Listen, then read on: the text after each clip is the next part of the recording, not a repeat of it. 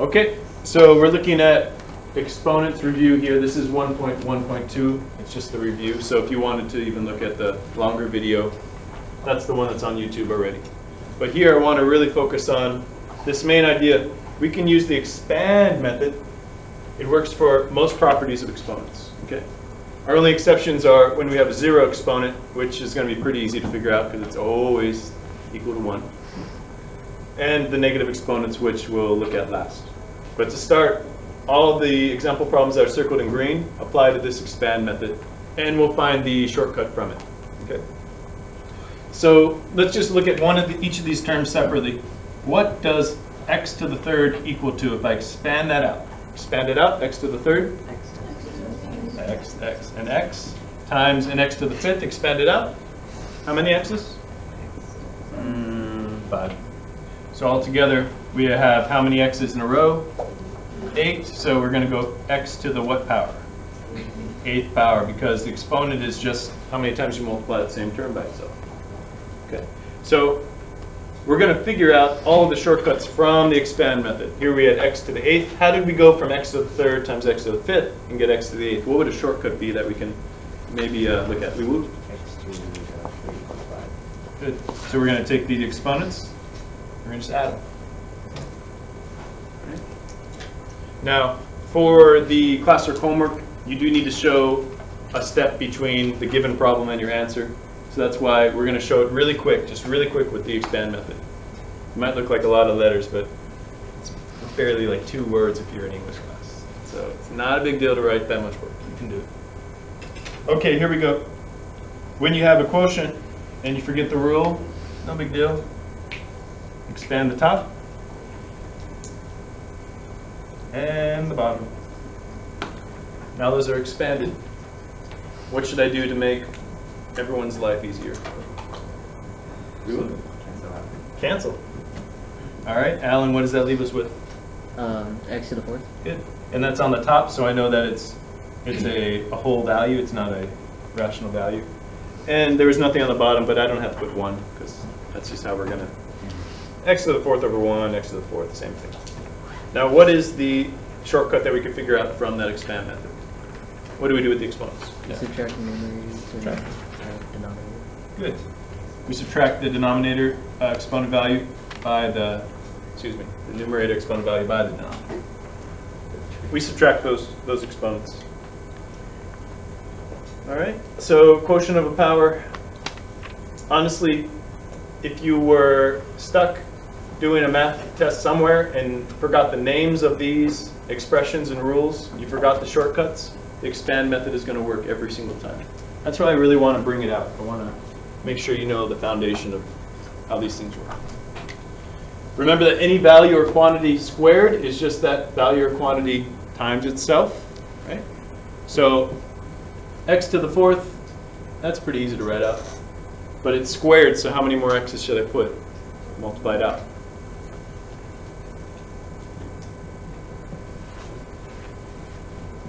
We get x to the 8th. All I'm doing is taking the x to the 4th, squaring it, so there's 2 sets of them. And then what would my shortcut be, Jackson? Multiply them, right? We're going to multiply those exponents, good one, in order to take the shortcut route. Okay. All right. Power of a product, remember it's whatever value or quantity is inside, cubed, which means we're going to take x times y times x times y times x times y. There's 3 of them. So when I do so, pretty quickly can see, well, I need to kind of look at the x's first. They're all multiplied together, so it's x to the third. Then I look at the y's. They're multiplied together, y to the third. And also the way you order it, let's just always put it in alphabetical order. So if there's quite a few variables, let's just sort them in alphabetical order. So then when we're correcting or looking at our work, we can also read it out pretty quick and be uniform. All right, so we're going for this. How would you describe this shortcut? John? Distribute the exponent. Excellent. So I'm taking this cubed value here, and I'm going to apply it to the x. I'm going to apply it to the y. pretty quick. Power of a quotient. Again, any expression or value to the third, I take that value and do 3 of them.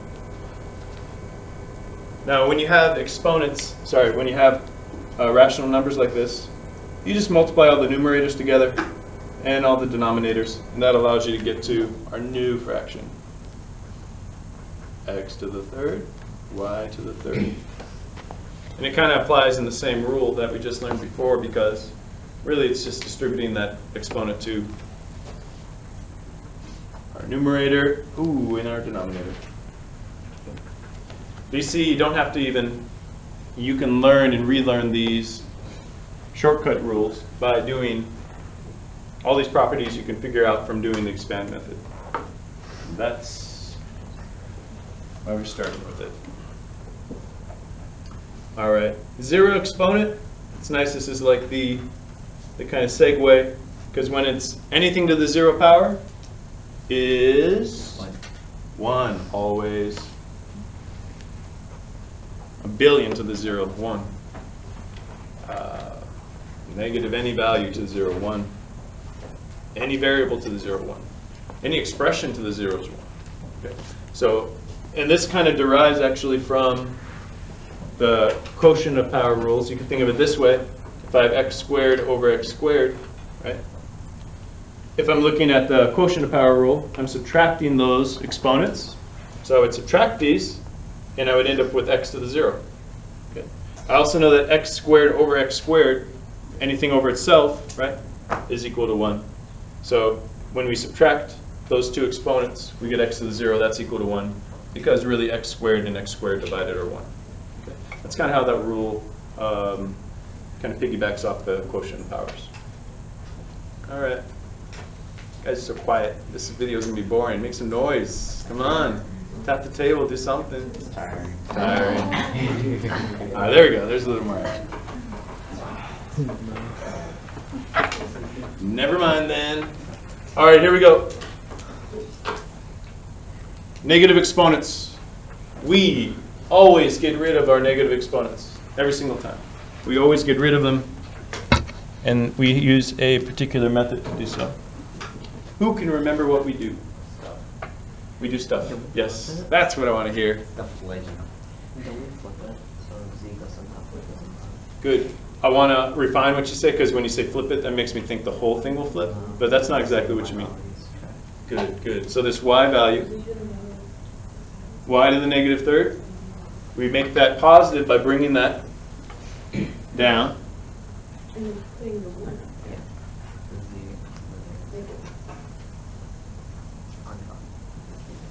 On top.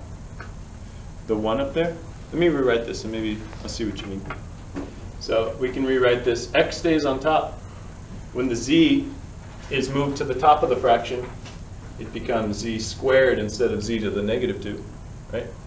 On the bottom, we end up with, instead of y to the negative third, we bring it down, and we end up with y to the third.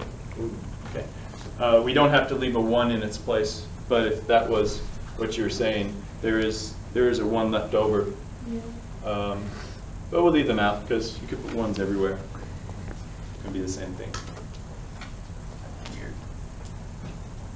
Okay, so we definitely, when you're starting these problems, you want to look and right off the bat, look and see which terms need to be moved.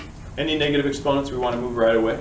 Okay, so let's look at, this one is going to be actually, I believe this is on the worksheet, just one like this for the classwork. So with your neighbor really quick, I know I'm going to have to deal with this negative third exponent, right?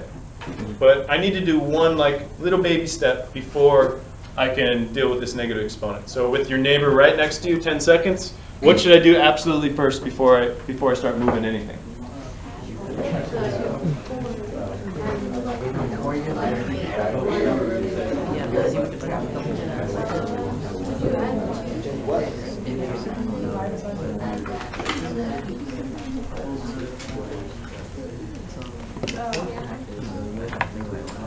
There's a couple ways to do this actually. I just heard an idea that you see even another way. Okay, let's hear the different options. It's nice to hear different strategies. Sarabshi, you had a quick idea? You would add the exponent 2 and negative 3, and then you would multiply the 2 and the 4. Good. So I'd end up with 8m to the negative 1, then move the m down. Okay, I like that. So this idea was to just go and see that these are multiplied bases with different exponents. We add those bases together. That's one method. Okay. What's another thing we could have done? Anybody see another method? No. That was everyone's idea? No. What I'm just going to say, anytime that you have negative exponents and it's just, it's not a rational number, okay, at some point you're going to have to put it over 1. So here we just do that right off the bat. That allows me to see, okay, I need to just move that m term, not the 4m. This is not the same as this. Right? That would tell me moving the entire 4m term, but it's just 4 times m to the negative third. So we are going to look at bringing just this term down. Okay, bring that down. We end up with 2 times 4 times m times m. On the bottom, then we have m. M. Cancel. 8 over m. Okay. But Zarafsha, I like that idea because that would bring us. The other idea was, okay, now we have 8. We can multiply the 2 and the 4. I have m to the negative 1 when I add those two together. 2 and negative 3. This is faster. So good job. Found a quicker way. Hey, room. All right. Does that make sense? High five. Very tame high five. All right. Well, that concludes the lesson. Just to double check, what number subscriber gets a free Kit Kat? 79. Okay. What should everybody do right now? Subscribe. What should people not do in order to get a Kit Kat? Do not unsubscribe and then wait. All right, so just subscribe if you're already in there. Sorry. Yeah, Aiken. I just have to pay attention every single day. I'm looking I look all the time actually. I want to break 500 subscribers. I got like 6 years to go. That's all right. It's all right. Oh, it's still filming. You have another channel that's like 8 years old. Yeah, that one's really old. I didn't even think that was accessible. Okay, it's still recording. All right, see you.